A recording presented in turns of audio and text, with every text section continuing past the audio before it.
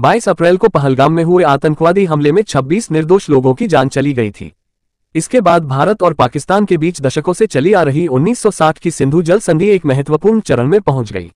इस समझौते को भारत ने निलंबित कर दिया था। पहलगाम हमले को लेकर भारत में गुस्से का माहौल है। सरकार ने ये निर्णय पाकिस्तान को दुविधा में फंसाने के लिए लिया। ये सिंधु जल संधि क्या है, आज हम यही देखेंगे।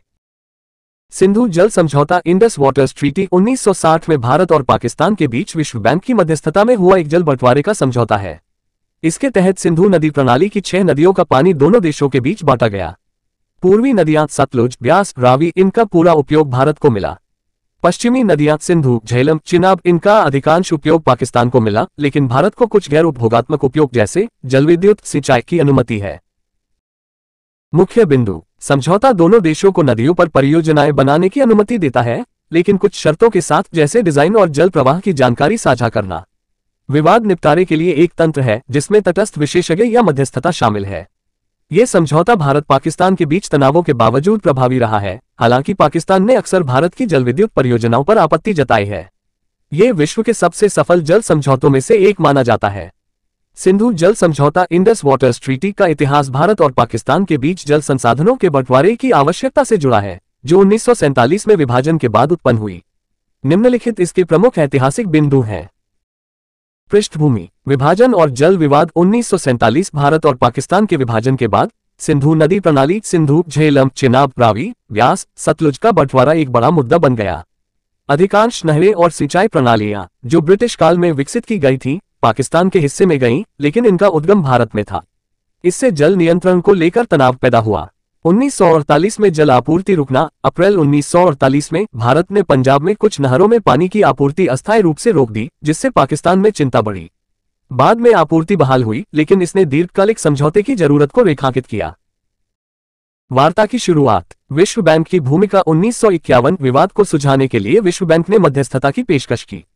1951 में विश्व बैंक के तत्कालीन अध्यक्ष यूजीन ब्लैक ने दोनों देशों को बातचीत के लिए आमंत्रित किया। विश्व बैंक ने सुझाव दिया कि नदियों का बंटवारा उपयोग आधारित हो, न कि क्षेत्रीय। प्रारंभिक प्रस्ताव: शुरू में दोनों देशों ने संयुक्त विकास की संभावना पर विचार किया, लेकिन भारत और पाकिस्तान के बीच भरोसे की कमी और अलग अलग प्राथमिकताओं के कारण यह संभव नहीं हुआ। भारत ने नदियों के जल को बांटने की मांग की, जबकि पाकिस्तान ने अपनी कृषि पर निर्भरता के कारण अधिक जल की मांग की। समझौते की प्रक्रिया: 1952-1959 लंबी वार्ताएं। विश्व बैंक ने दोनों देशों के साथ कई दौर की वार्ताएं की। इस दौरान तकनीकी और इंजीनियरिंग पहलुओं पर गहन चर्चा हुई।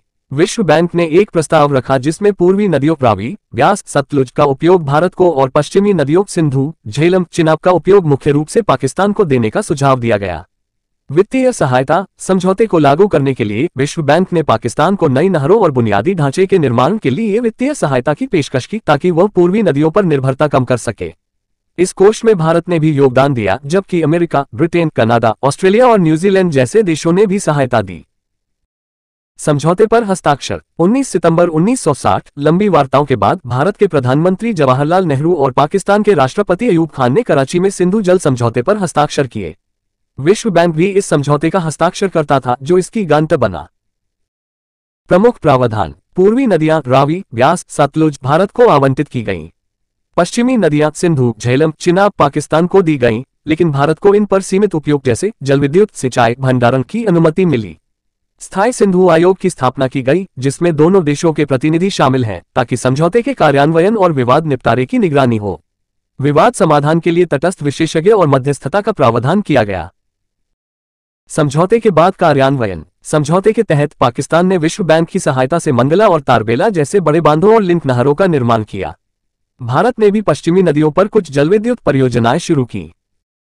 विवाद और तनाव: समय समय पर खासकर भारत की जलविद्युत परियोजनाओं जैसे किशनगंगा, बगलिहार को लेकर पाकिस्तान ने आपत्तियां उठाई। इनमें से कुछ विवाद तटस्थ विशेषज्ञों या मध्यस्थता के माध्यम से सुलझाए गए। स्थायित्व: भारत पाकिस्तान के बीच कई युद्धों 1965, 1971, 1999 और तनावों के बावजूद ये समझौता प्रभावी रहा और इसे विश्व के सबसे सफल जल समझौतों में से एक माना जाता है। वर्तमान संदर्भ: हाल के वर्षों में भारत ने कुछ मौकों पर जैसे 2016 के उरी हमले के बाद समझौते की समीक्षा की बात कही, लेकिन इसे रद्द नहीं किया गया। भारत का तर्क है कि वह समझौते का पूरी तरह पालन करता है, जबकि पाकिस्तान भारत की परियोजनाओं को जल प्रवाह के लिए खतरा मानता है।